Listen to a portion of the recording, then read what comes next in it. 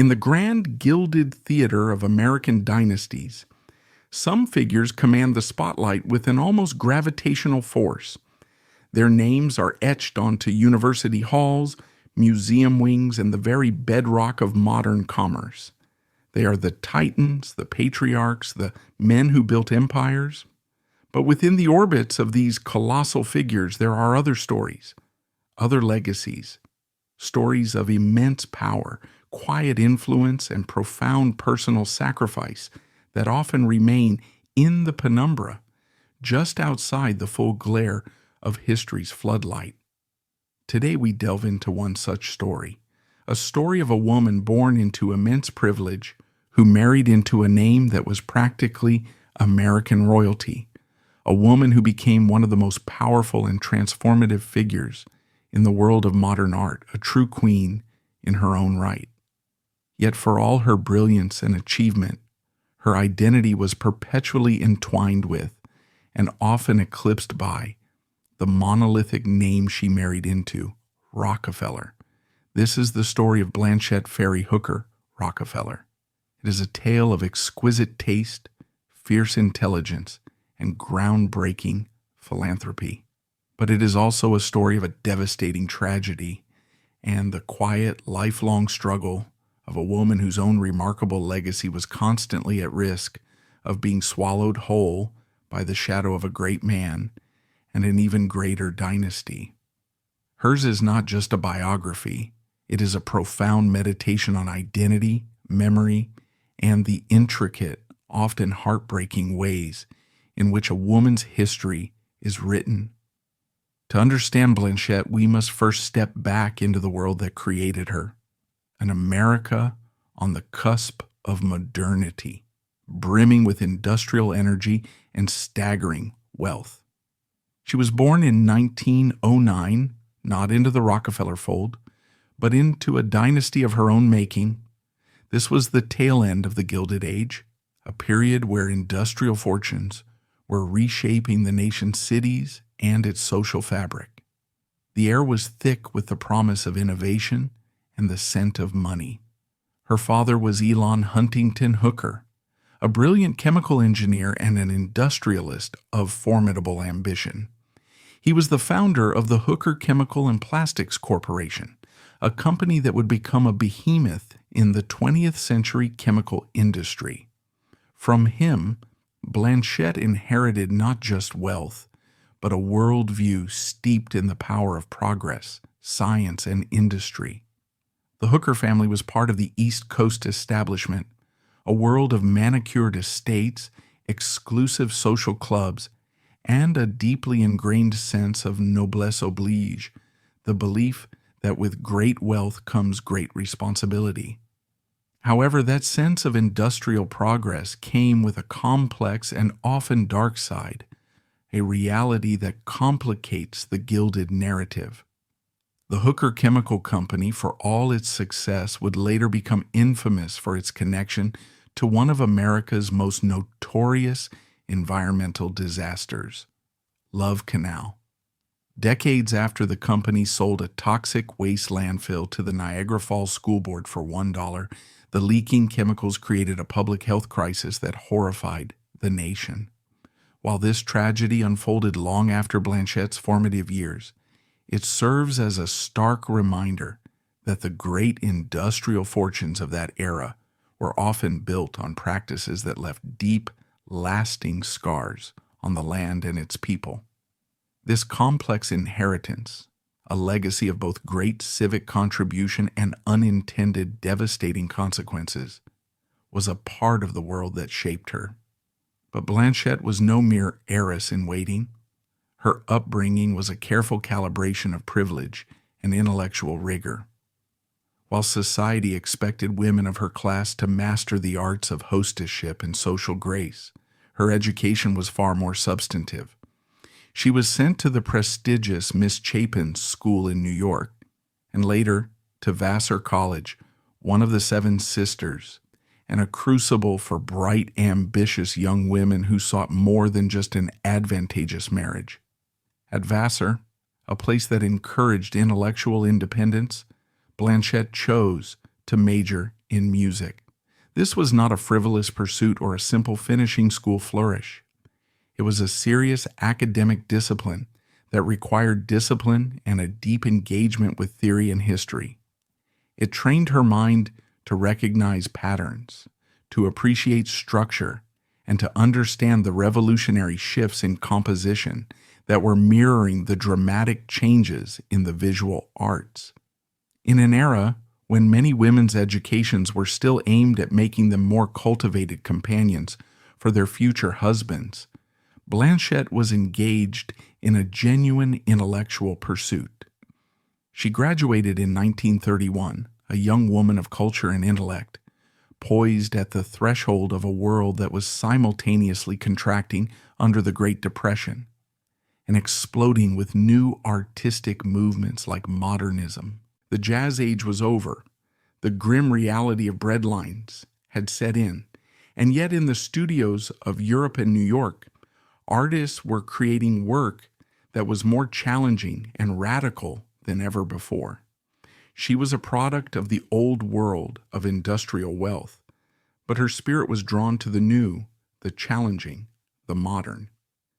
This inherent duality, a reverence for tradition combined with a hunger for the avant-garde, would become the defining characteristic of her life's work. In the intricate social cartography of America's elite, marriage was often less a matter of the heart and more a strategic alliance, a merger of fortunes and legacies. But when Blanchette Hooker met John Davison Rockefeller III, it was a genuine meeting of minds and spirits. Their union in 1932 was on the surface the perfect merger of two industrial powerhouses. But beneath the headlines, it was a partnership of two remarkably similar souls. John D. Rockefeller III was the eldest of the five famous Rockefeller brothers, the third generation of a family whose name was synonymous with both immense wealth and intense public scrutiny. Yet John was starkly different from his more famous, more flamboyant siblings. While Nelson was the charismatic politician, Lawrence the venture capitalist, Winthrop the maverick governor, and David the global banker, John was the quiet one. He was scholarly, reserved, and deeply introspective, burdened by a profound sense of duty to uphold the family's philanthropic mission. His father, John D. Rockefeller Jr., had meticulously groomed him for this role, instilling in him a near-religious devotion to public service. This created an immense pressure to be the moral and philanthropic standard-bearer for the entire Rockefeller generation, a weight that shaped his cautious and deliberate personality. He wasn't a man who craved the spotlight. He craved purpose. In Blanchette, John found a partner who understood the weight of that legacy, but was not intimidated by it. She shared his seriousness of purpose, his intellectual curiosity, and his preference for substantive work over frivolous society. She was not marrying a name. She was marrying a man whose values mirrored her own. Their courtship was understated, a world away from the whirlwind romances of Hollywood. It was built on shared conversations about art, about global affairs, about the very meaning of a purposeful life. It was a union built on mutual respect for each other's intellect and a joint vision for a life of impact. Their marriage of 46 years became one of the great philanthropic partnerships of the 20th century. Blanchette seamlessly stepped into the role of a Rockefeller wife, managing households and raising their 4 children, Sandra, Jay, Hope, and Alida. Their home at 1 Beekman Place in Manhattan was elegant, but by Rockefeller standards, relatively modest. It signaled a desire for a life slightly removed from the dynastic center of Kaikwit, the grand family estate. It was a space where they could be a family, not just an institution. From this base, they raised a son, John D. J.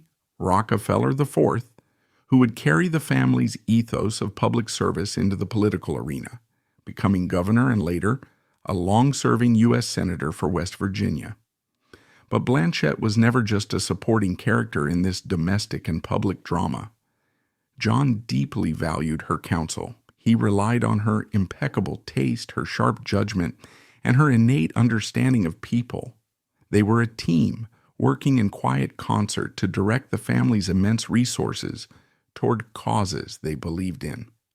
While John focused on international relations, population control, and economic development, particularly in Asia, Blanchette began to carve out her own sphere of influence, one that would soon become her life's defining passion.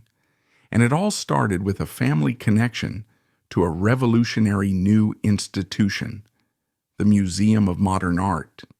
The Museum of Modern Art, or MoMA, was in many ways a Rockefeller creation. John's mother, the formidable Abby Aldrich Rockefeller, had co-founded it in 1929 alongside Lily P. Bliss and Mary Quinn Sullivan. They were known as the Audacious Ladies, three wealthy women who dared to create a museum dedicated to the radical, often scorned art of their time. Artists like Van Gogh, Picasso, and Matisse. It was a rebellion against the staid classical tastes of institutions like the Metropolitan Museum of Art. For Blanchette, MoMA was not just a family obligation, it was a spiritual home. She joined the museum's junior council in the 1930s and was elected to its board of trustees in 1949.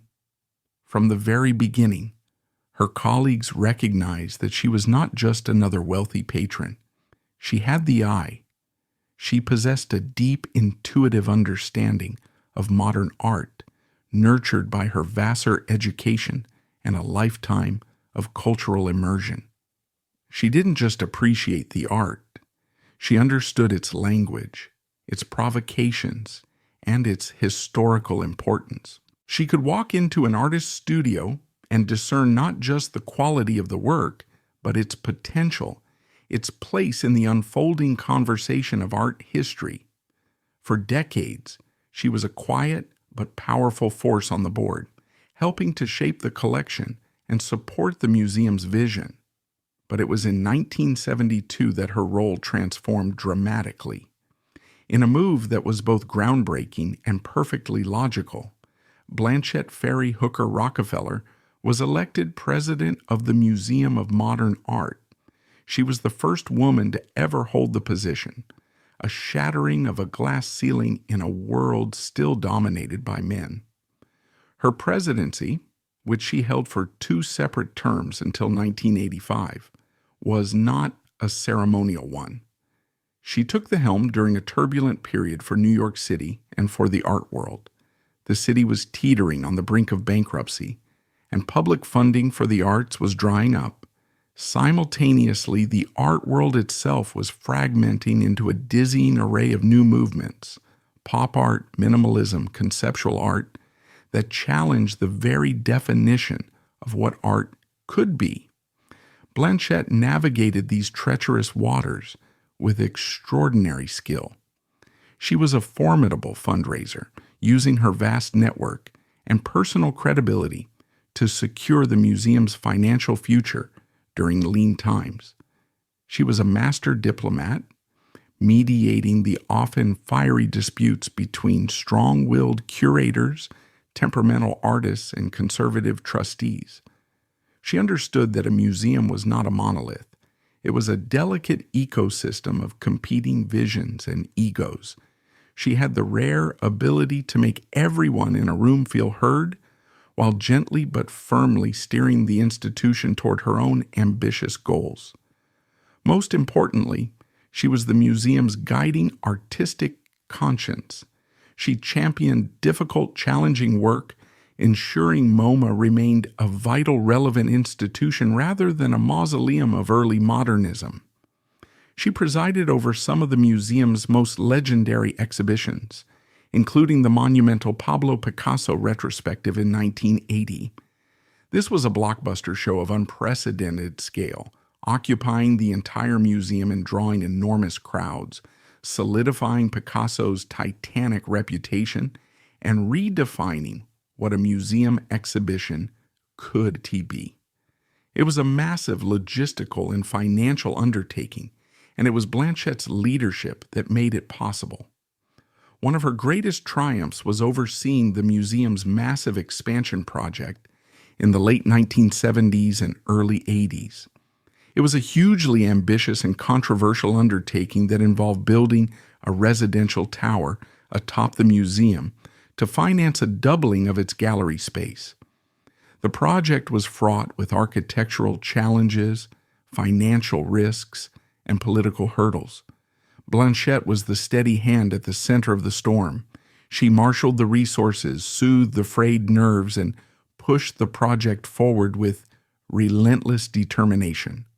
When the new, expanded MoMA finally opened its doors in 1984, it was a testament to her leadership. She had physically and philosophically reshaped one of the world's great cultural institutions, securing its legacy for generations to come. Blanchette's influence was not confined to the white walls of MoMA. Her vision was broader, encompassing the full spectrum of the performing arts. In the post-war years, New York was solidifying its status as the cultural capital of the world, and a grand idea began to take shape: the creation of a centralized campus for America's leading performing arts organizations. This idea would become the Lincoln Center for the Performing Arts. John D. Rockefeller III was the project's driving force and its first president, and at his side, every step of the way, was Blanchette. She was far more than a supportive spouse. She was a key partner in this monumental act of cultural placemaking.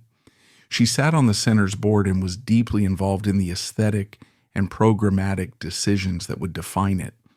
It's important to remember this project was also part of the city's vast and controversial urban renewal program, displacing thousands of residents from the San Juan Hill neighborhood. While John III handled the high-level politics and fundraising, Blanchette was instrumental in the human-scale decisions, advocating for public spaces, educational outreach, and architectural beauty that she hoped would make the center a genuine public square for the arts. She understood that creating a home for the Metropolitan Opera, the New York Philharmonic, and the New York City Ballet was about more than just bricks and mortar. It was about creating a vibrant, integrated cultural ecosystem. Her famously discerning eye was brought to bear on the project's architecture and design. She championed modernism, believing that the buildings themselves should reflect the forward-looking spirit of the art being created within them. She was also a tireless advocate for arts education, insisting that Lincoln Center should not be an exclusive enclave for the wealthy, but a resource for all New Yorkers, with programs for students and communities across the city. Together, she and John also turned their attention eastward. John had developed a deep and abiding passion for Asia, born from his post-war travels and philanthropic work in the region. He believed that mutual understanding between the East and West was essential for global peace and stability. He and Blanchette recognized that culture was the most powerful bridge.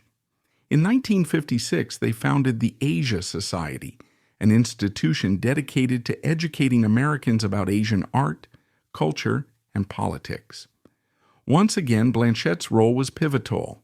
She helped shape the Asia Society's magnificent collection of traditional Asian art, including the priceless Mr. and Mrs. John D. Rockefeller III collection, which would later be bequeathed to the Society.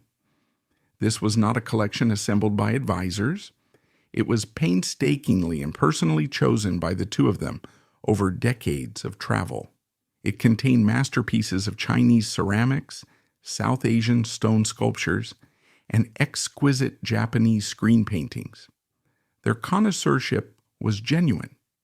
She guided its programming, ensuring a blend of scholarly rigor and public accessibility. They also established the Asian Cultural Council, which provided grants for artists and scholars to travel between the United States and Asia, fostering a direct personal exchange of ideas and creativity. For Blanchette, this was not just philanthropy, it was cultural diplomacy of the highest order. She was helping to open a window for Americans onto civilizations they knew little about, using the universal language of art to foster empathy and understanding. Through her work at MoMA, Lincoln Center, and the Asia Society, Blanchette Rockefeller had become, without question, one of the most important arts patrons of her generation. She was not just writing checks. She was a builder, a visionary, a leader who had profoundly and permanently shaped America's cultural landscape. She had a legacy that was entirely her own, forged through decades of hard work, intelligence, and unwavering commitment. But history and life had a tragic turn in store, one that would forever cast her own brilliant achievements into the long, dark shadow of her husband's name. July 13th, 1978. It was a warm summer evening. John D. Rockefeller III, then 72 years old, was driving near the family's famed Pocantico Hills estate in Westchester County, New York. He was returning from a meeting. On a winding two-lane road, a young, inexperienced driver lost control of her car, swerving directly into the path of his vehicle. The collision was head-on, and it was devastating. John D. Rockefeller III was killed instantly. The news was a seismic shock. A pillar of the American establishment, the quiet, steady scion of the nation's most famous family, was gone in a moment of senseless, random violence. It was a brutal punctuation mark at the end of a life dedicated to order, reason, and careful planning. For the world, it was the tragic end of a great philanthropist. But for Blanchette, it was the implosion of her world. Their partnership of 46 years, a union of love, intellectual companionship, and shared purpose, was severed with brutal finality. The man who had been her anchor, her collaborator, and the center of her private life was gone. The grief was immense, a private agony that had to be borne under the full glare of public mourning. She had to navigate not only her own profound loss, but the grief of her children and the institutional void left by her husband's sudden death. The sheer randomness of the event, a life of such consequence ended by a simple tragic mistake on a country road, must have been an almost unbearable thought. In the aftermath of the tragedy, something subtle but significant began to shift in the public perception of Blanchette. While she continued her vital work, leading MoMA through its greatest expansion and remaining a force in the philanthropic world, the narrative around her began to crystallize. The tragic circumstances of her husband's death made him an almost mythic figure. And in the telling and retelling of his story, Blanchette's own identity became increasingly defined by her relationship to him. She became first and foremost the widow of John D. Rockefeller III. It is a cruel irony of history. Her own formidable career, her decades of leadership, her independent achievements, all became footnotes in the tragic story of his death. Newspaper articles and historical accounts would introduce her with that defining clause.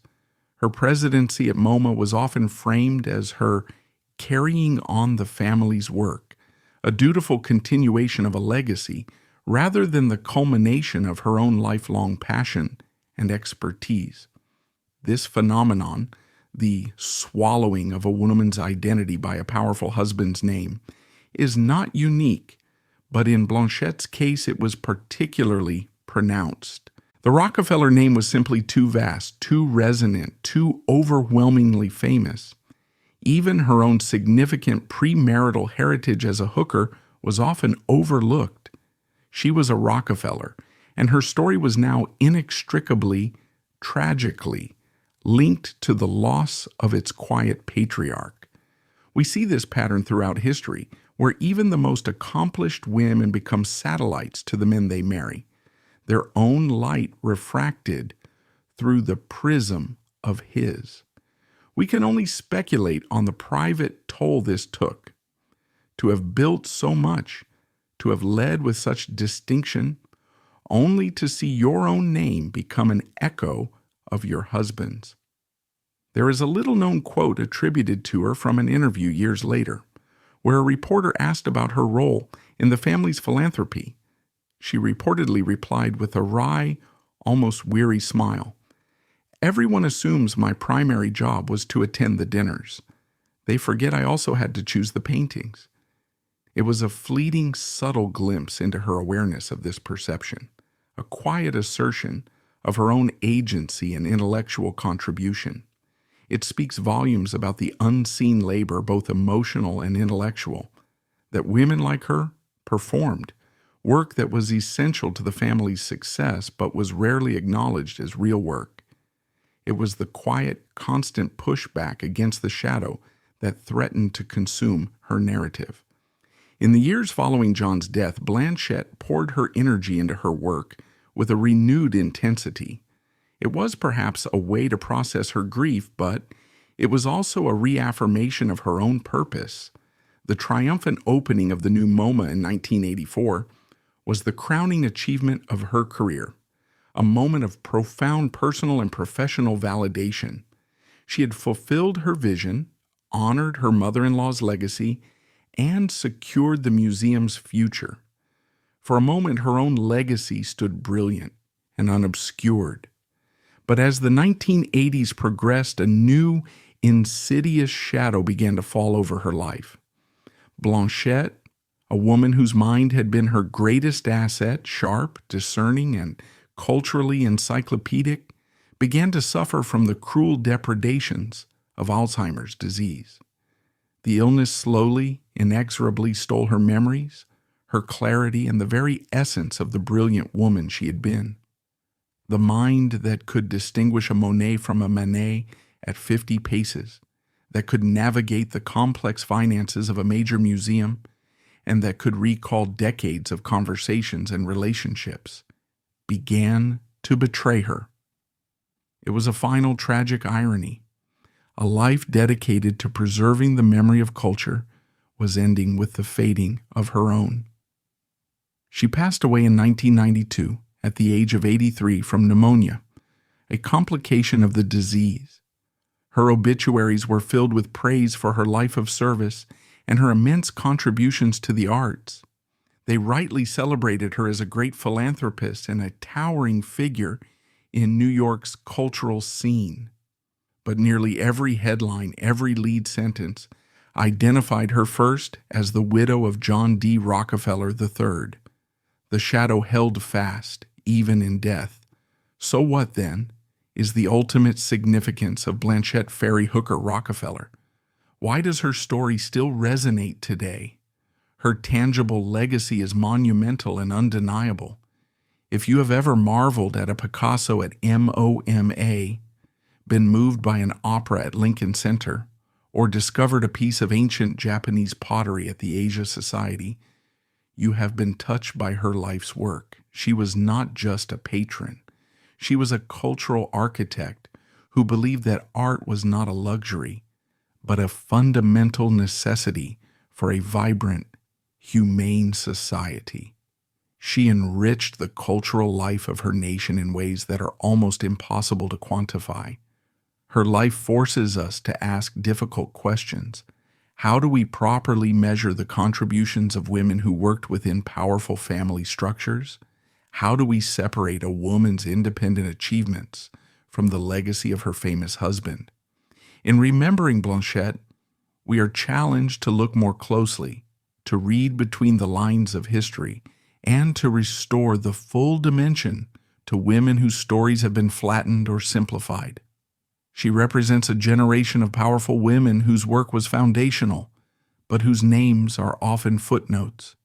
In the end, Blanchette Ferry Hooker Rockefeller was not defined by the tragedy she witnessed, nor by the famous name she kept.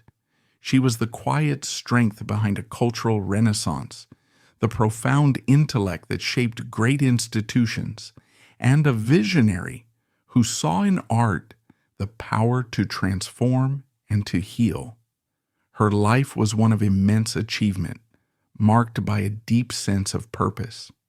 It was also a life defined by a great love and shattered by a great loss.